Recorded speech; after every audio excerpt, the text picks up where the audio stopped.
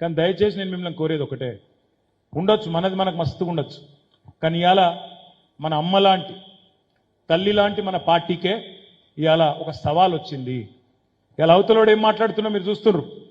ఒక్క సీటు కూడా మీరు గెలవరు అంటుండు రేవంత్ రెడ్డి. మీరు 2 సీట్లు గెలిస్తే రాజీనామా చేస్తా అంటుండు వెంకటరెడ్డి. 3 లక్షలతో గెలుస్తా, వినోద్ కుమార్ గెలిస్తే నేను రాజకీయం సన్యాసం చేస్తా అంటుండు బండి సంజయ్. మరి మన తల్లి మీదకి 3 దుర్మార్గులు వచ్చి ఇష్టం వచ్చినట్టు అరుతుంటే, మన తల్లినే అటాక్ చేసే ప్రయత్నం చేస్తుంటే, మన అమ్మనే ఇలా ఖతం చేసే ప్రయత్నం చేస్తుంటే, ఇప్పటికన్నా రేషం రాదా? ఇప్పటికన్నా కలిసి పనిచేయలేమా? ఆలోచించండి.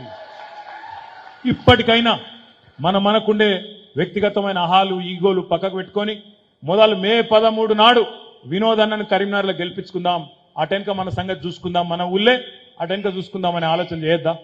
దయచేసి నేను మీకు దండం పెట్టి చెప్పేది ఏంటంటే, మన నాయకులు ఫుల్ ఉన్నారు, కారు ఓవర్లోడ్ ఉంది. నిజంగా చెప్పానంటే ఏ ఊరికి ఆ ఊరికి మనమే ఉన్నాం. అందుకే దయచేసి మీరు కనుక గట్టిగా అనుకుంటే ఏ పరిస్థితుల్లో కూడా ఈరోజు వేరేటోడు గెలిచే పరిస్థితి లేదు.